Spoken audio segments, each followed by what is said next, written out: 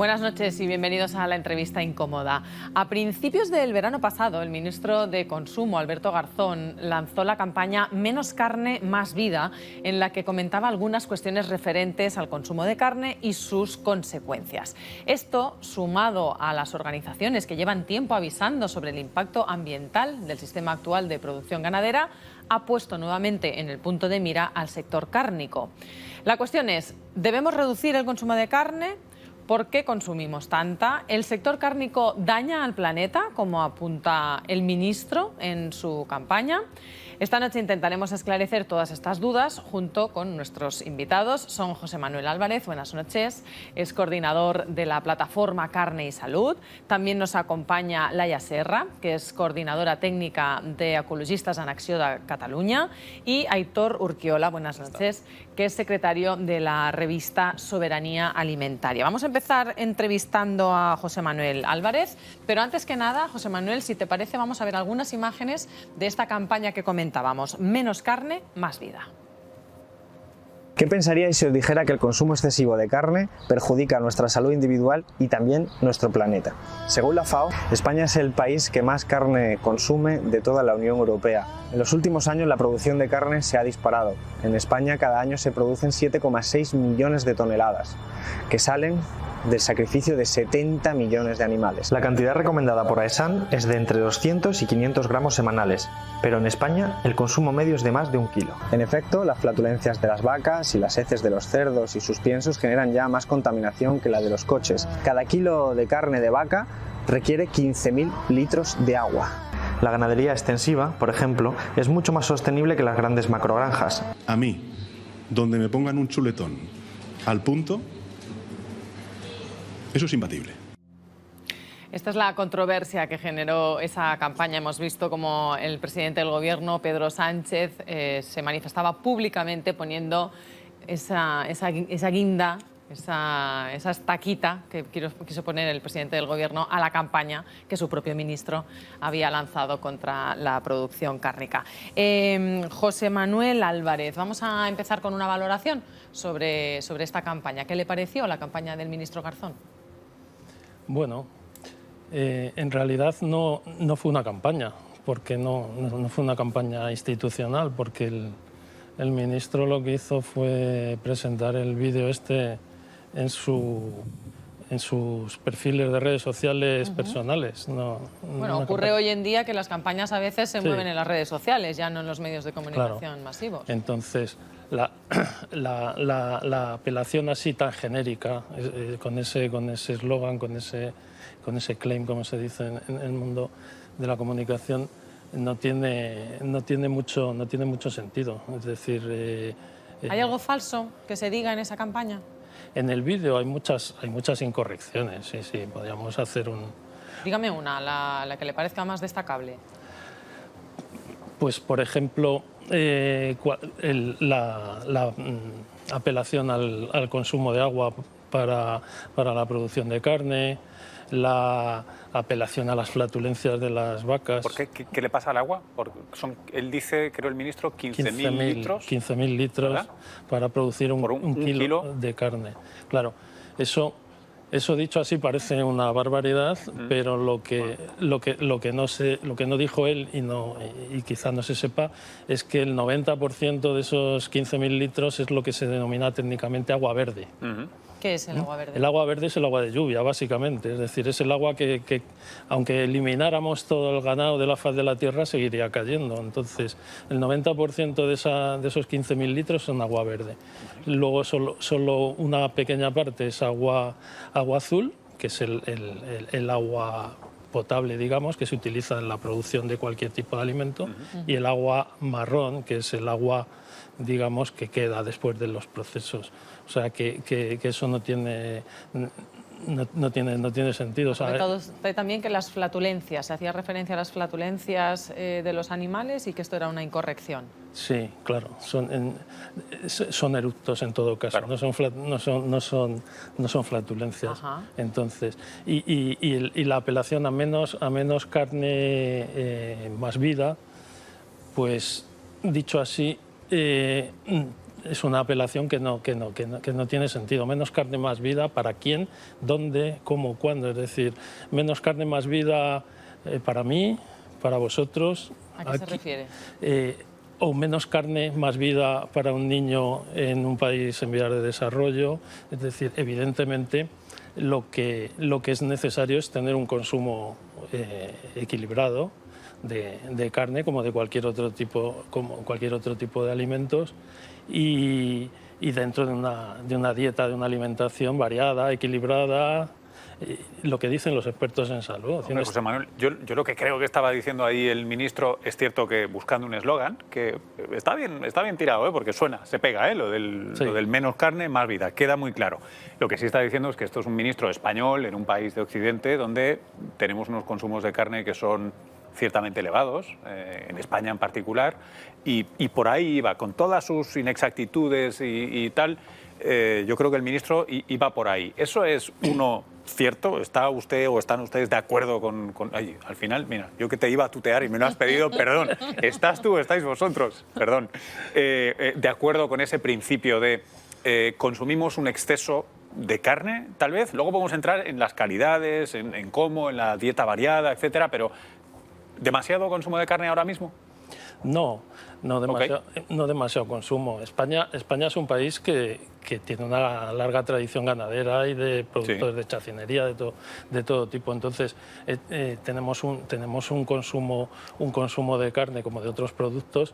Evidentemente el que tenga un consumo por encima de las recomendaciones de las autoridades sanitarias nacionales e internacionales, eso lo tiene que reducirlo.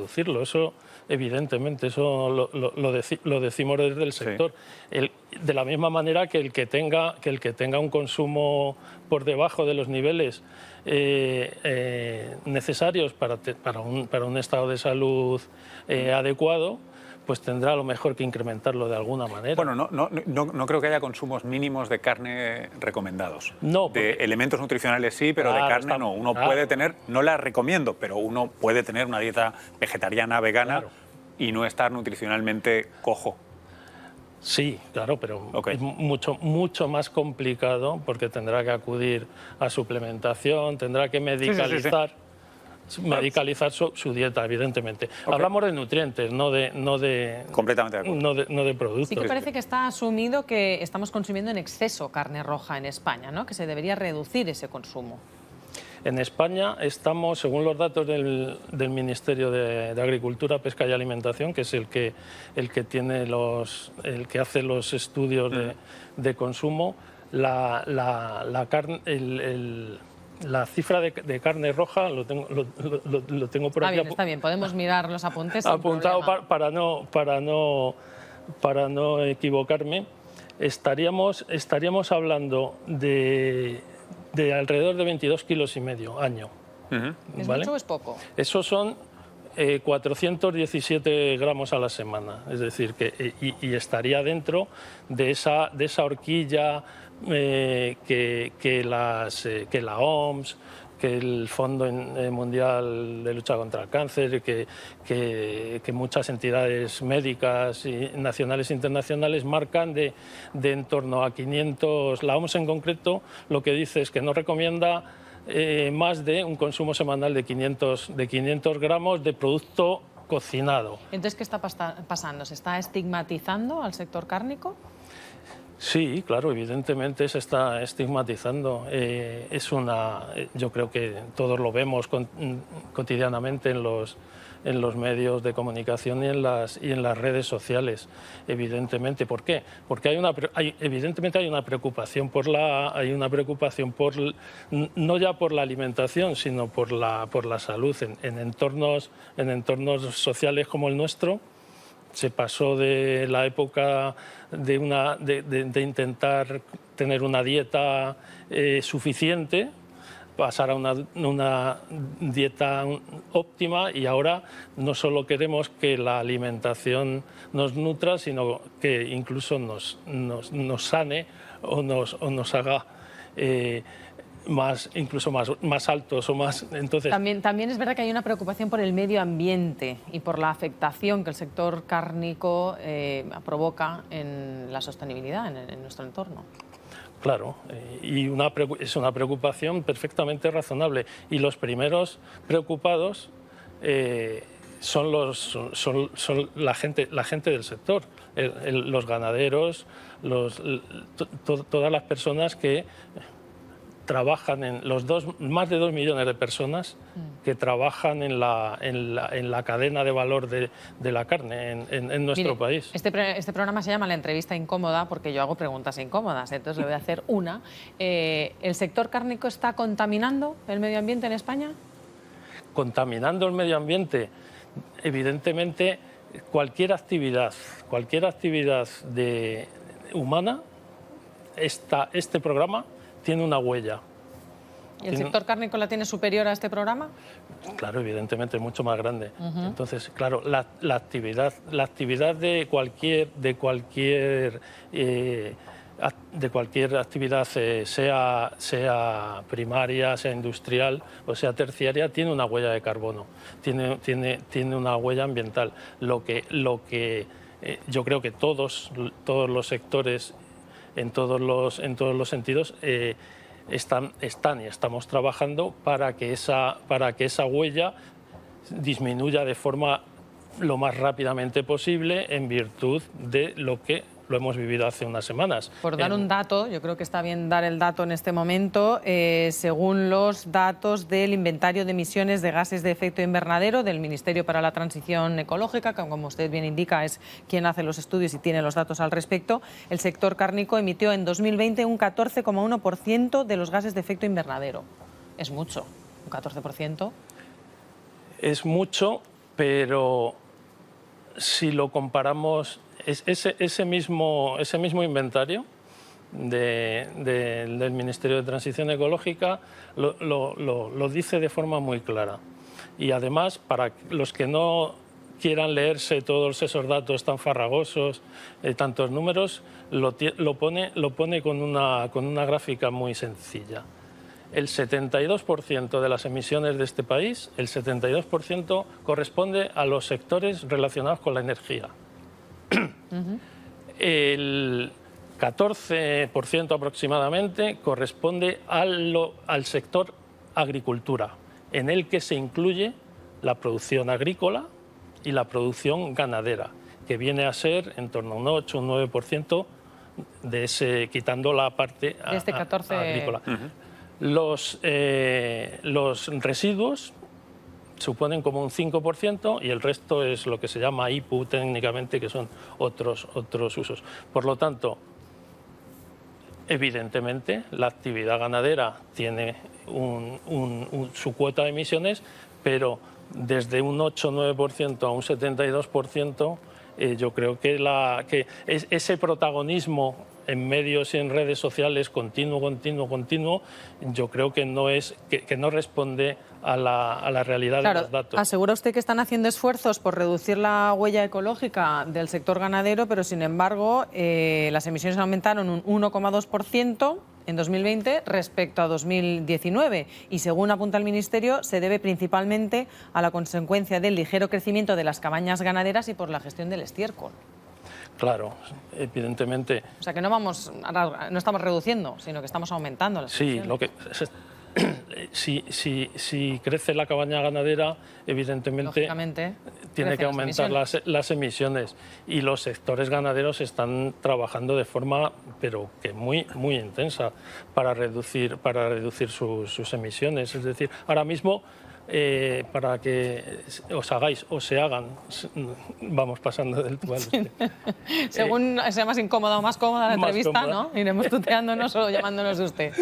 El sector ganadero cárnico está ahora mismo embarcado en un plan de inversiones para reducir en los próximos años su huella en un 30%, en unas inversiones dentro de un plan que son 5.000 millones de euros, que está integrado dentro de los planes de la Unión Europea Next Generation, y que supone eso, 500 y pico millones en la parte ganadera, casi la misma cantidad en la parte industrial, en un montón de proyectos, cientos de pequeños proyectos de empresas, unas 2.000 empresas, ganaderos y empresas de todo tipo, de toda dimensión y de toda España, para reducir su huella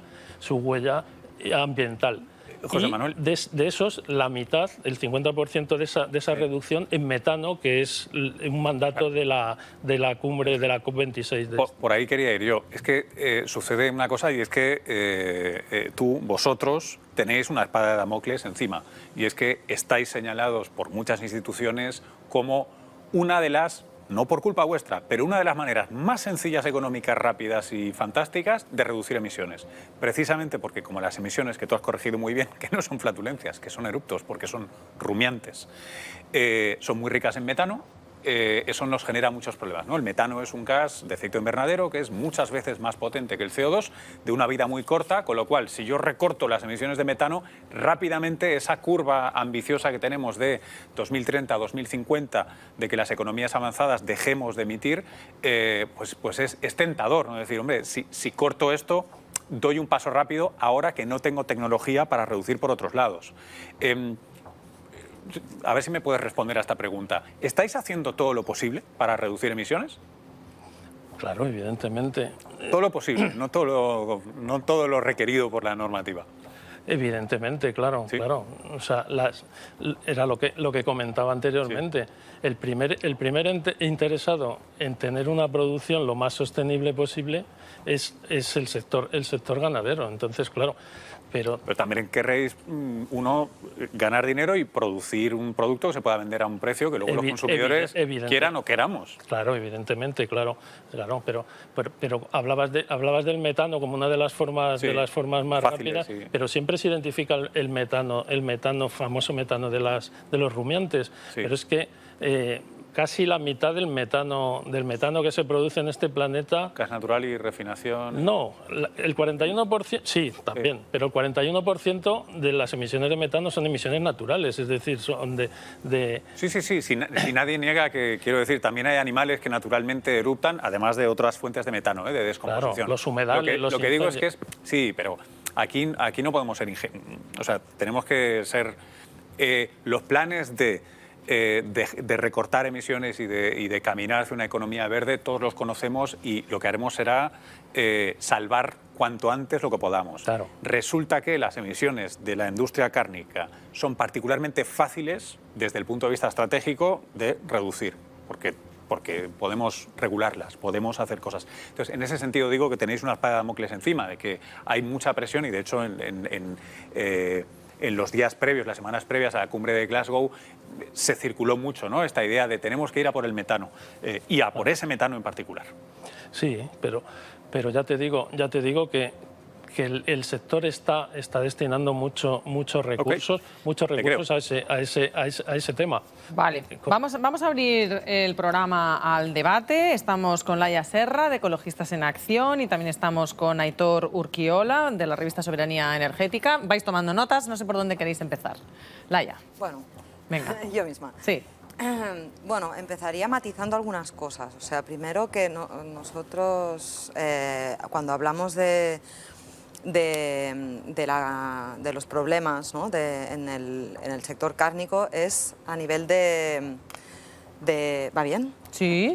A nivel de las macrogranjas y de la ganadería industrial, que esto es lo que nosotros pensamos que habría que desde ya empezar a matizar, porque no es lo mismo lo que produce a nivel de contaminación de varios temas que ahora entraré, la ganadería extensiva con la ganadería intensiva. De acuerdo. Entonces, para hablar así de datos, ¿no? O sea, si de todas las emisiones a nivel de gases de efecto invernadero que produce el sistema alimentario tal como está ahora, que sería como un cuarto de todos los gases, la carne, o sea, la producción de carne y también piscifactoría, a nivel, sería el 53%, esto según datos, ¿no? Entonces, de todas estas emisiones hay las producidas por, como bien decíais, el tema del metano, de la gestión de las heces y tal, pero también hay que se originan en el cambio de uso de suelos, que esto es muy importante y no lo estábamos comentando, y luego también... Cambio de uso de suelos, ¿a qué te Exacto. refieres? Me refiero a que para mantener, para sostener tantos animales, ¿no? Tanta ganadería intensiva, hay que pues, darles de comer.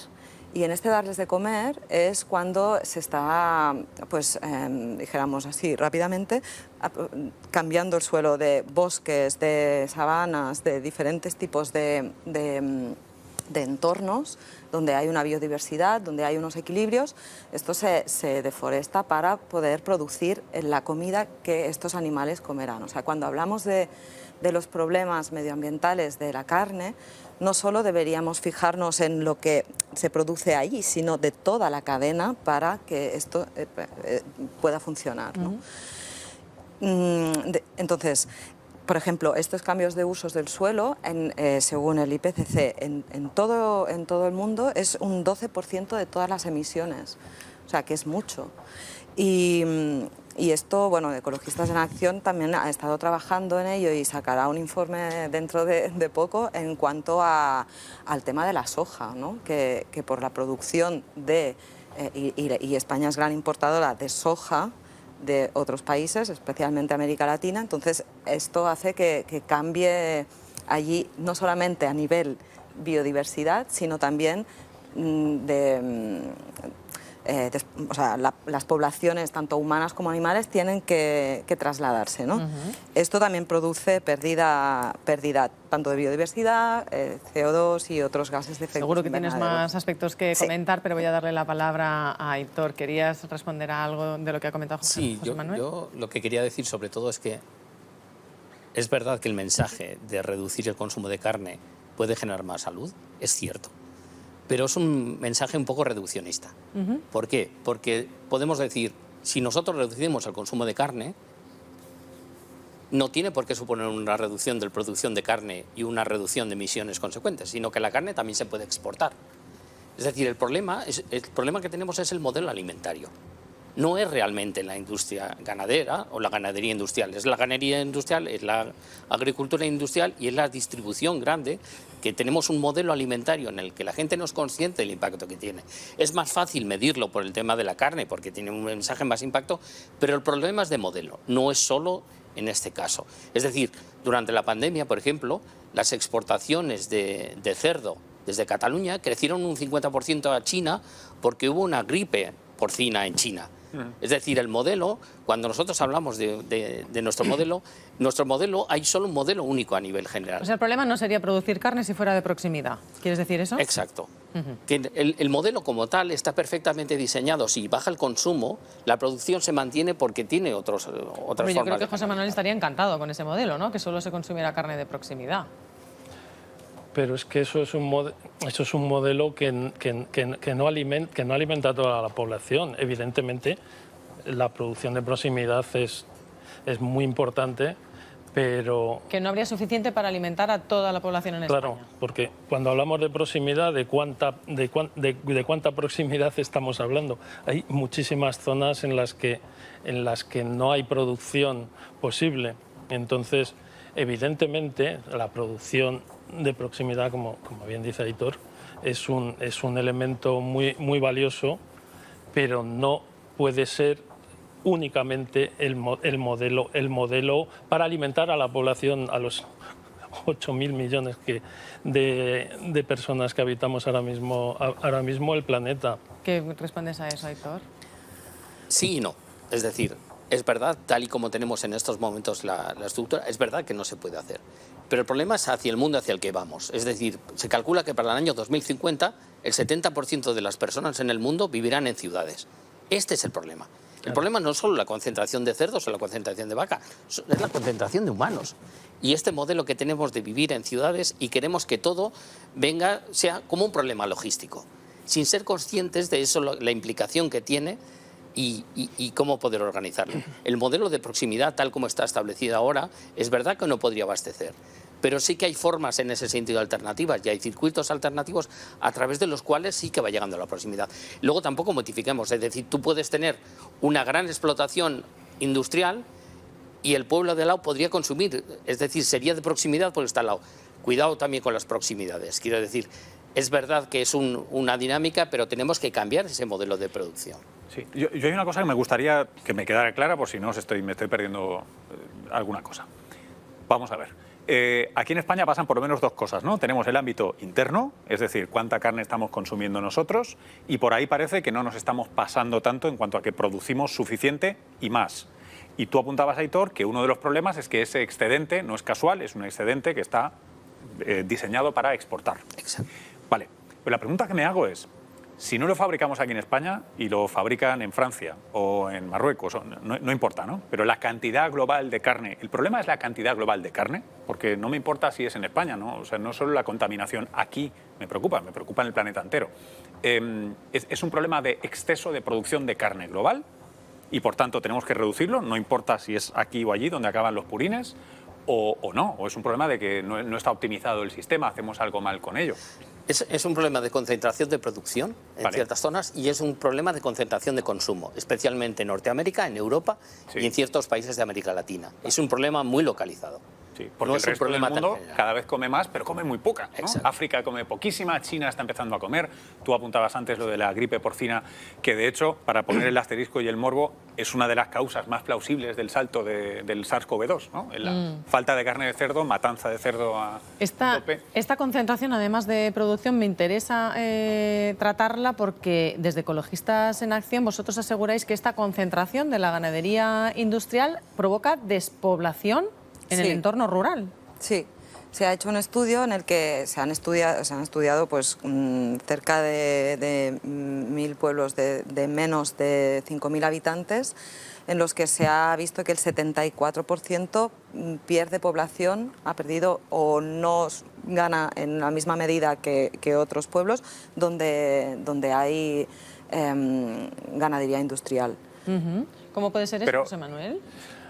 Es que no es, yo creo que no es una interpretación correcta, es decir, no hay causalidad, no es que haya despoblación porque hay producción ganadera, había despoblación y lo decís en vuestro informe desde hace muchos años. La despoblación, la España vaciada es un gravísimo problema de nuestro país. Sí, pero no lo causa la ganadería intensiva, seguro. No, eso viene desde hace muchos años desarrollándose ese proceso de despoblación.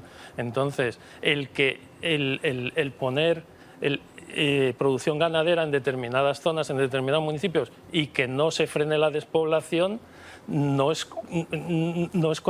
causa-efecto. Es decir, lamentablemente, pues a pesar de que se ha incorporado actividad económica, empleo, etcétera, etcétera, en esa zona, la despoblación ha seguido desarrollándose, porque tendrá sus causas demográficas, tendrá sus causas sociales, etcétera, etcétera, pero no es causa-efecto, ¿no? O sea, evidentemente. Bueno, no sería problema si no se dijera que en cuanto se va a poner, ¿no?, esta instalación, pues esto resolverá todo, ¿no? Que es un poco el mensaje de... Resolverá el problema de despoblación. De la despoblación, decir. No, o sea, de la pérdida de población. Pero además sí que es verdad que aunque ya hubiese antes tendencia a, porque como decía ahora Aitor, o sea, el modelo, dijéramos, alimentario llevamos décadas, ¿no?, como desarrollándolo, y a nivel de que la gente se va a vivir a las ciudades, y esto ya llevaba tiempo haciéndose, pero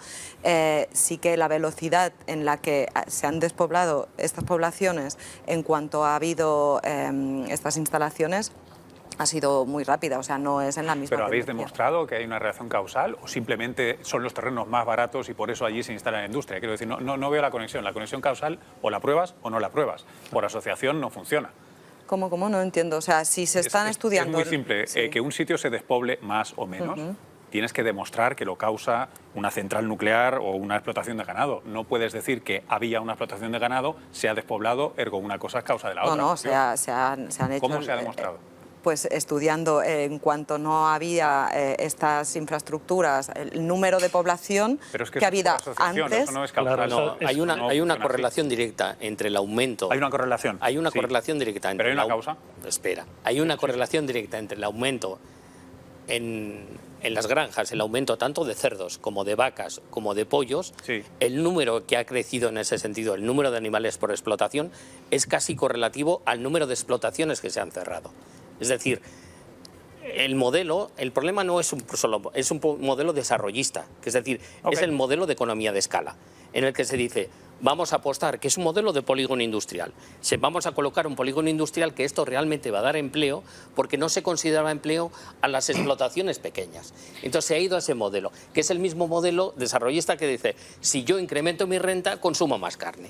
Vamos un momento a publicidad, volvemos enseguida con la segunda parte de la entrevista incómoda, donde seguimos debatiendo sobre estos aspectos y otros. Hasta ahora.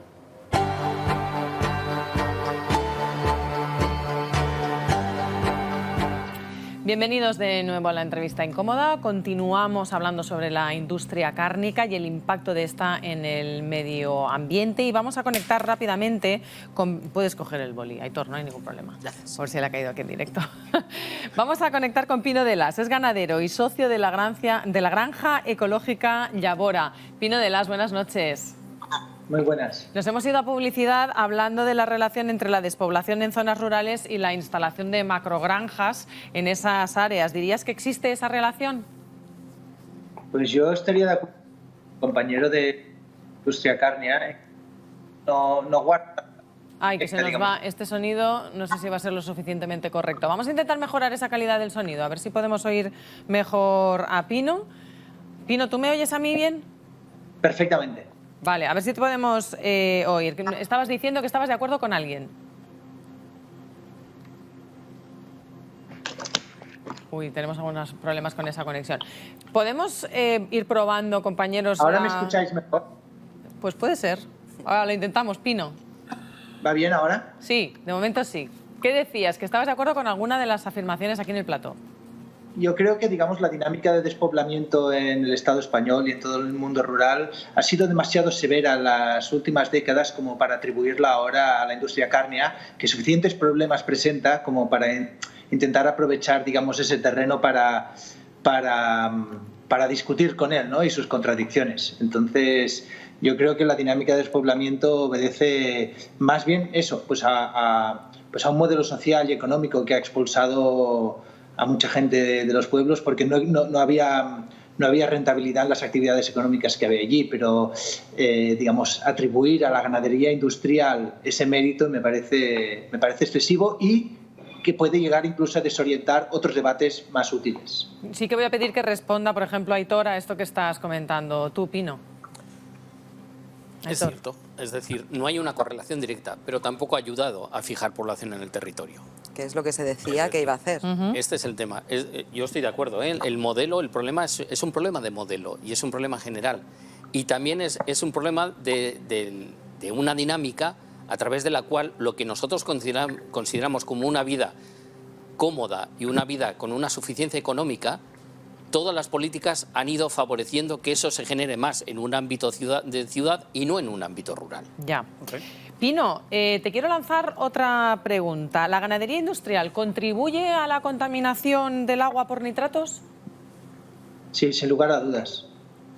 Sin lugar a dudas, porque el sistema productivo, muy intensivo y con grandes cantidades de ganado y poca mano de obra, es un sistema muy tecnológico, es un sistema muy tecnificado. En este sentido, yo también quiero huir de cualquier caricatura respecto al sector, digamos, industrial.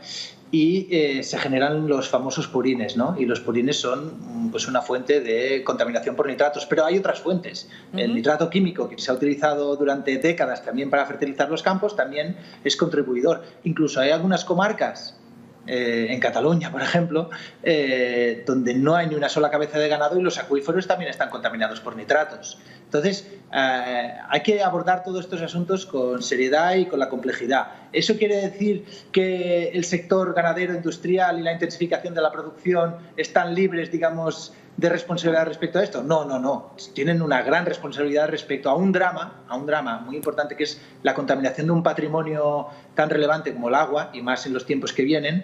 En Cataluña tenemos como el 50% de los acuíferos contaminados por nitratos. El sector ganadero intensivo o industrial, porque ya no solo es el tema intensivo, es el tema industrial, es el tema de cuál es la base territorial que sustenta todas esas cabezas de ganado. Porque dependemos de la importación de muchas materias primeras para este sector cárnico. Y entonces, pues hay que abordarlo y en algún momento, si no se le pone el cascabel al gato, pues se va complicando este problema ambiental. José Manuel, ¿quieres responder a lo que va afirmando Pino? No, estoy de acuerdo con él en cuando ha dicho que demonizar a la ganadería por ese tema no es correcto. Bueno, pero él asegura que sí, que estáis contribuyendo a la contaminación del agua. Las instalaciones ganaderas están altamente reguladas, es decir, hay una regulación, una normativa muy extensa, tanto en las fases de proyecto como en las fases luego de control de su actividad por parte de las autoridades, por parte de las sobre todo en las comunidades autónomas, que son las que tienen el... Pero si este sector está tan regulado y funcionando tan bien, ¿por qué Cataluña declara la moratoria a la ganadería industrial en 68 municipios? Municipios que además estaban muy gravemente afectados por la contaminación del agua por nitratos. Sí, eso es una cuestión de... ¿Tan tecnificado y tan regulado y también funciona? La ganadería es una actividad altamente tecnificada y eficiente, es decir, y en eso se trabaja para... ¿Y qué pasa? ¿Cómo se llegan entonces a contaminar los suelos? Que también lo acaba de decir Pino, los acuíferos no se contaminan por la actividad ganadera. Pero en parte sí también, no solo por la actividad ganadera, pero en buena medida sí. Si hay una contaminación, eso tendrá que verse y corregirse, evidentemente. Pero si como en cualquier otra actividad agrícola o industrial, tú tienes tu normativa, tú la cumples, como no puede ser de otra forma, por supuesto, y entonces si hay una irregularidad, habrá que corregirla, por supuesto. Y el sector es el primero que siempre dice, si esto no funciona bien, en este caso en concreto, habrá que corregirlo, evidentemente.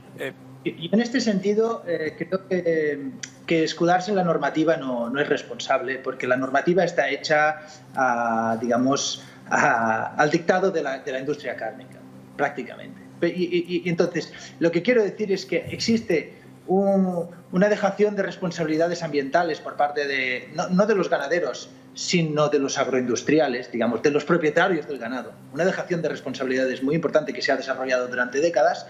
Por ejemplo, en nuestra granja, que teníamos purines, pues dejamos de tener purines porque empezamos a producir estiércol en vez de purines. Y el comportamiento del estiércol sobre el suelo es muy distinto al del purín.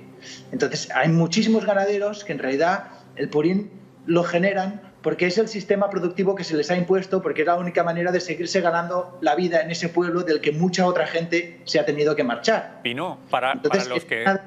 Pino, ¿te puedo pedir, para los que no sabemos, que nos expliques cuál es la diferencia? El purín es una mezcla de excrementos y agua, un 80-90% agua, ¿no?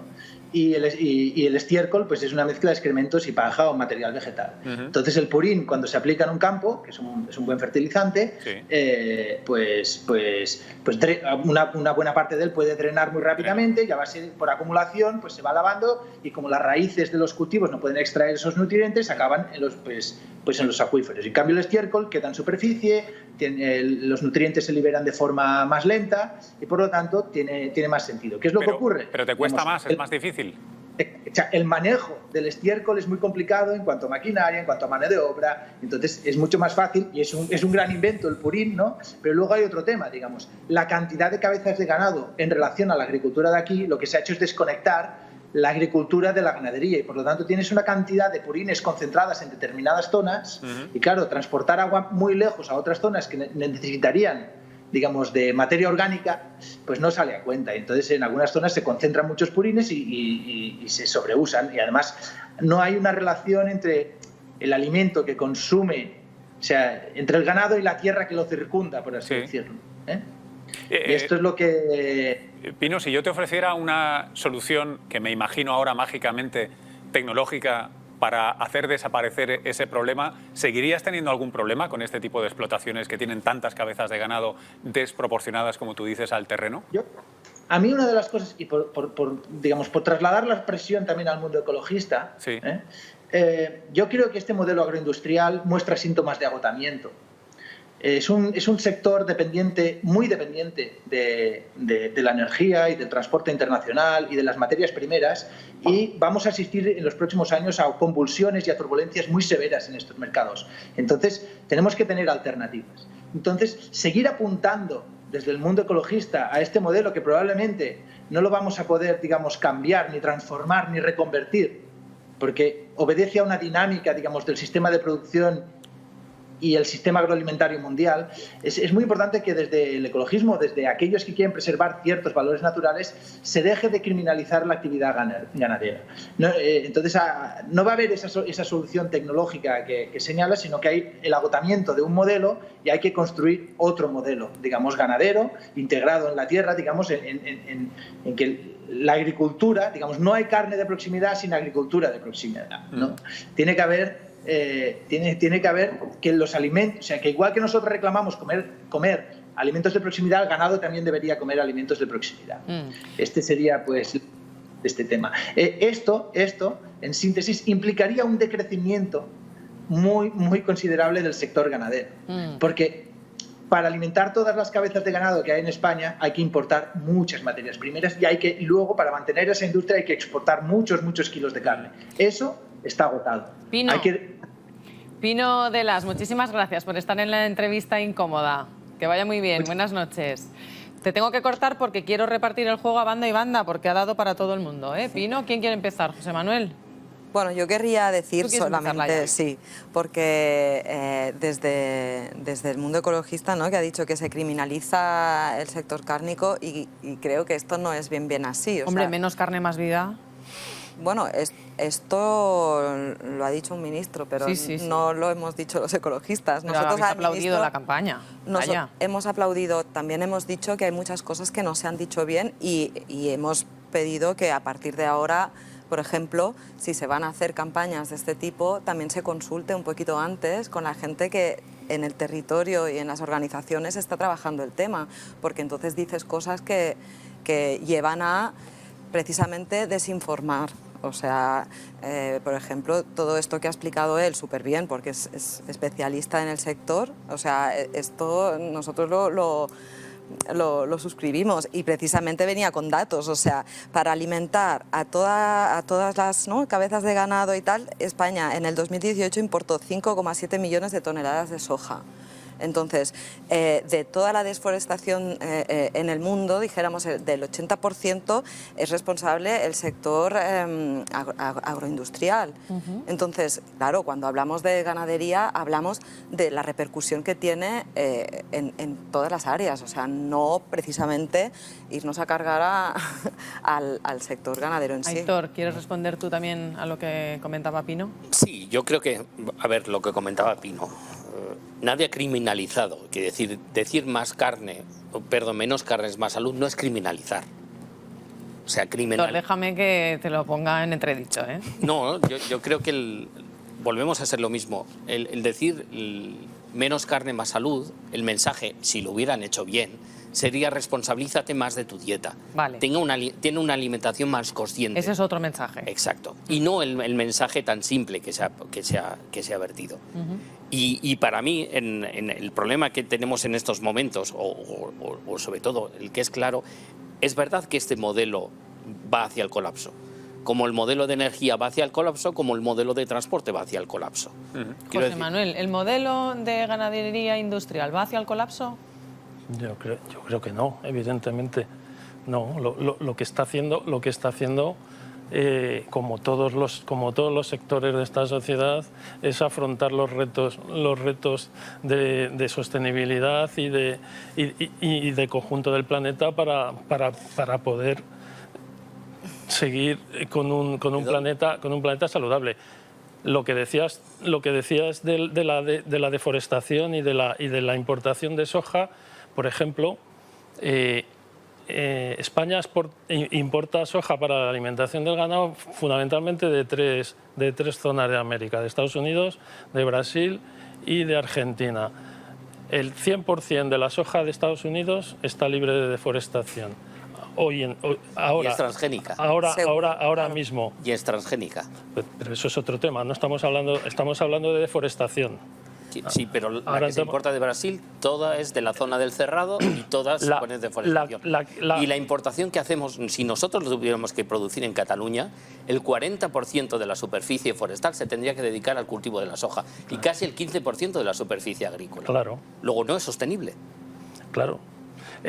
Pero la soja que se importa de Brasil, el 71% ahora mismo es importada de lo que se denomina técnicamente en el comercio de soja bajo riesgo de deforestación, y la que se importa de... Según qué, porque claro... La que entra en el puerto, que es el 40% de las habas de sojas que entra, que es el 40% de lo que se importa en España, viene del Cerrado y viene de una zona... Sí que se está deforestando Amazonía para lo que es la ganadería, sí, pero en concreto en el Cerrado es para el tema de la soja. Y está vinculada con los incendios forestales del año pasado. El 71% es de bajo riesgo de deforestación hoy en día y Argentina el 91% es de bajo riesgo. Y el sector de alimentación animal español y europeo, y esos datos no me los he inventado yo evidentemente, son de los proyectos de sostenibilidad de todo el sector. En el 2030 el camino es que todo, el 100% de esas tres fuentes de soja sea libre de deforestación. Sí, evidentemente. Es quien lo importa, ahora se ha adoptado en ese sentido los compromisos, pero esos compromisos no son reales. No. Todos sabemos de dónde viene la soja y de los tres países en concreto, toda es transgénica. Oye, yo tengo una pregunta. ¿Y si no estuvieran deforestando, plantando soja? Voy a hacer una pregunta de abogado del diablo, el jefe de los abogados del diablo. Si no estuvieran deforestando y plantando soja y vendiéndonos soja, ¿qué estarían haciendo? Precisamente son zonas naturales que contribuyen a la mitigación de los gases de efecto invernadero. Sí, pero estaría capturando ¿pero carbono. ¿Qué come la gente que vive por allí? El problema no es que coma la gente, el problema es que se está sacando a la gente que tenía sus agriculturas de subsistencia, sí, porque son grandes explotaciones y además son zonas que está conectados los agrotóxicos, son zonas en las que se fumigan con avionetas y entonces son superficies de tal calibre que sacan a la población. Pero sobre todo hay una parte de población y una parte que es de Amazonía y hay una parte de zona. Perdóname, hacía abogado del diablo, te lo recuerdo. Era mucho más capcioso. Quiero decir, cómo se ganarían la vida, no si vivirían allí, si comerían, sino... Entiendo que en última instancia lo que estamos es... te lo pongo de otra manera. Tengo aquí una tablet que no se ha fabricado en este país, pero la he comprado en este país, la uso en este país. Pero yo sé que los microchips vienen probablemente de Taiwán, donde ha consumido cierta cantidad de agua, etcétera, etcétera, ¿no? Las cadenas logísticas, sobre todo desde final de los 80 hasta ahora, y es un modelo que está muy bien, que está discutido ahora mismo, ¿no? Pero las cadenas logísticas no solo están en la carne, están en la electrónica, están en la ropa, están en todo. Y hay gente que vive de ello. Está el famoso modelo de las camisetas, ¿no? Muchos países empiezan a hacer textil barato porque es la manera que tienen de crecer sus economías hasta que maduran un poco más, tienen acceso a mejor sanidad, mejor educación, mejor muchas cosas. Tiene una consecuencia. Si nosotros ahora echamos el cierre, no solo nosotros dejamos de contaminar, comer carne, etcétera, sino que hay otra gente a la que le arruinas la industria o no, o tienen otra cosa que hacer mañana. Es decir, no existe la electrónica de proximidad. No. La electrónica es un modelo... Se podría, hay quien la argumenta, de una manera bastante valiente, pero sí. Pero lo que te digo es, por ejemplo, si coges otros ejemplos, es decir, el 80% de los melones que importa Mercabarna vienen de Brasil. ¿En serio? Sí. Madre mía, me acabas de... porque estaba sentado. Y el 70% de las sandías, es decir, estamos llegando en esta dinámica a importar cultivos que realmente son de aquí. ¿Por qué? Porque importa y porque el sistema está perfectamente diseñado para este modelo de transporte. En los 2 últimos minutos que quedan de programa, ¿cuál es la solución a este problema? Aitor. Nuestra solución se llama soberanía alimentaria, que es la capacidad que tienen los pueblos para decidir sobre su sistema alimentario comunitariamente y sobre todo promover unas formas de producción más agroecológicas que sean más sostenibles y también suficientes. Y es una forma que haremos para que sobre todo la payasía tenga unas condiciones de vida que les merezca la pena tener explotaciones pequeñas y no el modelo que tenemos. Laia. Pues por una parte es aplicar ya la moratoria a seguir ampliando las explotaciones. Esta moratoria aplicada a la ganadería industrial en 68 municipios. ¿La harías extensiva? Bueno, nosotros estamos recogiendo firmas y quiero decir que es una campaña que al final se tiene que empezar a hacer de otra forma y al mismo tiempo dar apoyos a la ganadería extensiva y para que precisamente se puedan manejar la ganadería de una forma más sostenible y evidentemente también nosotros abogamos por la derogación también de los tratados de libre comercio, que al final son a través de los cuales estamos haciendo nosotros importar, luego para exportar y al final estamos empobreciendo a las poblaciones del sur global, estamos alimentando todo este sistema que no es nada sostenible. José Manuel, ¿los productores de carne podrían asumir un modelo como el que nos han planteado Aitor o Lara? Laia. Sí, Laia, perdona. Yo lo que creo es que la dicotomía no es esto contra esto, no es extensivo contra intensivo, no es de proximidad contra lejanía. Yo creo que el eje fundamental es si es sostenible y eficiente contra no sostenible e ineficiente. Entonces, en ese ámbito, en ese núcleo, ahí todos los modelos van a trabajar y a confluir y entonces convivirá la producción en extensivo, la producción en semi-extensivo, más intensiva, familiar, más grande, de proximidad, porque al final hay que alimentar a la población de este mundo. Entonces, hay modelos que son muy eficientes para, como bien decía Aitor antes, para determinados ámbitos urbanos y otros no. Entonces, la combinación de todos ellos, por supuesto, trabajando con la mirada puesta en sostenibilidad y en que tenemos que trabajar para cuidar la salud de las personas, la salud de los animales y la salud del planeta, yo creo que ese es el eje. Y ahí entran todos los modelos. Queda entendido. Muchísimas gracias a los tres por estar aquí en el plató de la entrevista incómoda. Gracias también a los espectadores. Nos vemos el domingo que viene. Feliz semana.